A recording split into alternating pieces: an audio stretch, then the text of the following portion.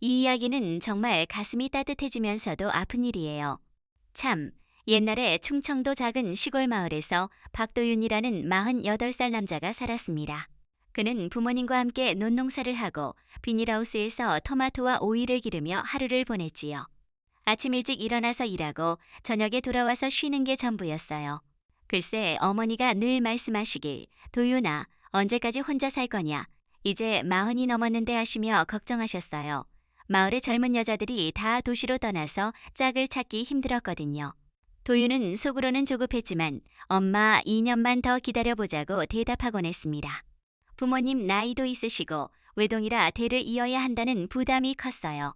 그러던 어느 날 이웃 아저씨가 신문을 가져와서 보여주며 요즘 베트남 여자들과 결혼하는 사람들이 많다. 착하고 순한 사람들이라고 하셨어요. 도윤은 망설였지만 부모님 권유로 서울 결혼정보회사에 갔습니다.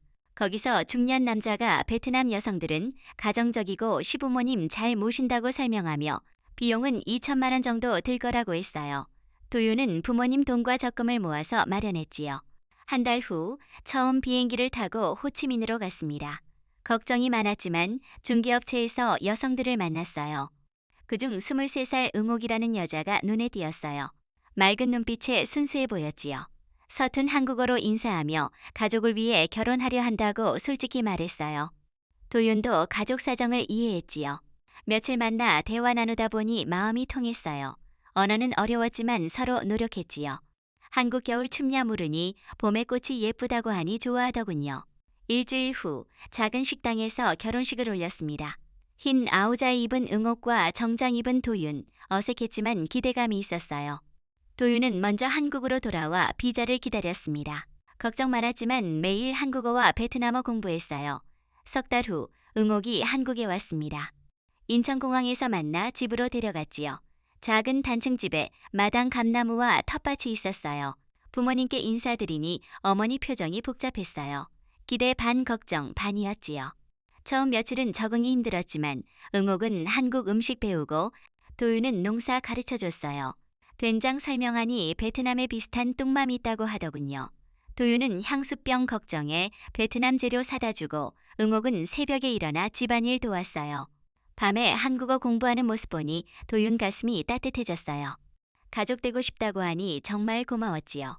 2달 지나니 한국어 잘하고 텃밭 일 좋아했어요. 베트남에서 채소 길렀다 하더군요.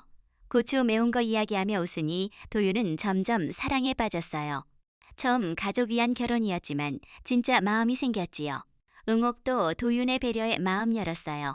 저녁 마당에서 빨래 널며 한국 생활 힘들지 않냐 물으니 처음 무서웠지만 지금 좋아요. 오빠 친절하고 부모님도 점점 좋아해 주신다고 했어요. 도윤은 뭉클했지요. 응옥이 매달 베트남에 돈 보내는 거 알지만 가족 돕는 거 당연하다 했어요. 내 가족 급하다 하니 응옥은 감동받았지요. 가을벼 수확 때 응옥이 허리 아파도 불평 없이 도왔어요. 점심에 도시락 먹으며 한국어 더 배우고 싶다. 오빠랑 더 이야기하고 싶다고 하니 도윤은 가슴이 저렸어요. 시내 문화센터 교실 다니게 해줬지요. 매번 데려다주고 데리러 가며 대화가 깊어졌어요. 어린 시절 이야기, 꿈 이야기 나누다 보니 관계가 돈독해졌어요.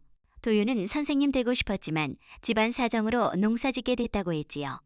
응옥이 와서 더 좋아졌다고 하니 응옥은 솔직함이 좋았어요. 겨울에 텔레비전 보고 응옥이 베트남 쌀국수 해주니 맛있게 먹었지요. 눈 내리는 밤, 눈사람 만들며 신기해하니 도윤은 진심으로 사랑한다는 걸 느꼈어요. 응옥도 고마움이 사랑으로 바뀌었지요. 우리는 진짜 가족이라고 하니 첫 겨울을 따뜻하게 보냈어요. 결혼 1년 지나 응옥 한국어 잘하고 시어머니와 대화할 정도였어요. 그런데 여름에 피로하고 식욕 떨어지더니 구토까지 했어요. 도윤이 병원 가자 하니 응옥은 돈 아깝다 했지만 강하게 데려갔지요. 검사 후 간 종양 크다고 서울대학 병원 가라 했어요. 서울에서 정밀 검사 받으니 간암 말기라고 했습니다. 응옥 울고 도윤 멍했지요. 치료는 간 이식, 가족 생체 이식이 빠르다 했어요. 응옥 가족 멀고 도윤이 검사 받자 했지요. 응옥 안 된다 하며 울었지만 도윤은 간 재생된다고 했어요. 혈액형 맞았지만 체중 많고 지방간 있어 20kg 감량해야 했지요. 2달 안에 해야 한다 하니 도윤 가고 다졌어요. 집에 돌아와 부모님께 설명하니 어머니 반대 크셨어요. 몸에 칼 대는 거 위험하다 하시고 아버지도 걱정하셨어요. 응옥 죄책감 느꼈지요. 다음 날부터 도윤 새벽 5시 달리기 시작했어요. 숨차도 포기 안 했지요. 식단 반찬 나물 위주로 줄이고 고기, 술 끊었어요. 응옥 칼로리 낮은 요리 해줬지요. 일주일에 3kg 줄었지만 갈 길 멀었어요. 어머니 걱정하셨지만 도윤 흔들리지 않았어요. 두 번째 주 강도 높여 체중 8kg 줄었지만 속도 느려지더군요.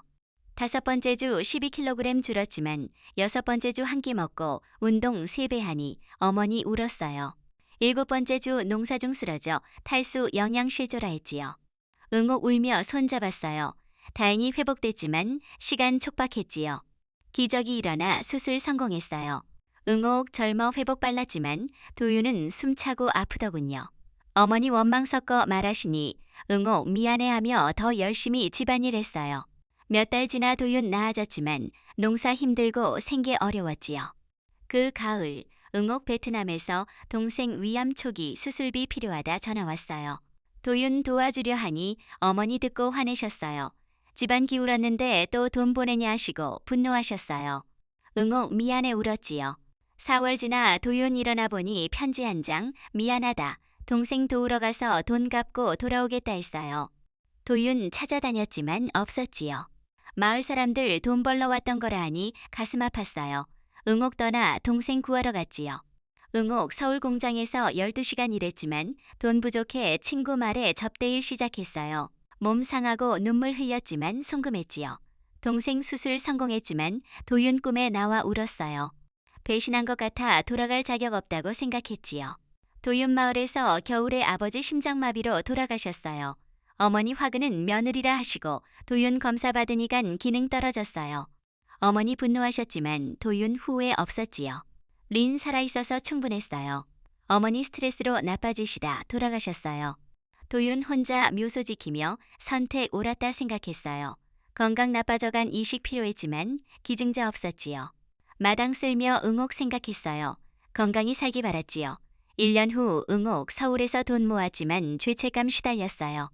친구가 도윤 아프다 소식 전하니 깨달았지요. 자신 살리려 도윤 고생한 거예요. 돈 챙겨 시골로 갔어요. 마당에서 도윤 보니 말라서 울며 무릎 꿇었어요. 용서해달라 했지요. 도윤 차갑게 돌아가라. 젊은이 좋은 사람 만나라 했어요. 응옥 포기 안 하고 모은 돈 치료비로 주며 이야기 털어놨어요. 서울 고생, 동생, 일, 그리움까지요. 도윤 가슴 아팠지요. 부모님 돌아가신 이야기, 건강 나빠진 이야기 했어요. 응옥 바보 오빠라 안고 울었지요. 도윤 남은 시간 함께하고 싶었지만 병말 안 했어요. 다음날 도윤 버스터미널 데려다주며 젊은이 좋은 사람 만나라 했어요. 응옥 거부했지만 도윤 사랑하니 보내는 거라 했지요. 다음 생에 다시 만나자 하며 헤어졌어요. 응옥 병 모른 채 베트남으로 갔지요. 도윤 집으로 돌아와 조용히 살았어요. 기침 잡고 쉬지만 마당 쓸었지요.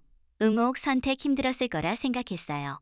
흙에 고맙다, 미안하다 안녕 쓰며 사랑 남아있다고요. 몸 약해졌지만 평안했어요. 응옥 자유로워지길 바랐지요. 계절 바뀌며 고향에서 마무리하기로 했어요. 이것이 진짜 사랑이에요. 주고 바라지 않으며 희생하는 마음이지요. 사랑은 때로 보내주는 거예요. 여러분, 나이 들어서도 이런 따뜻한 마음을 잊지 마세요.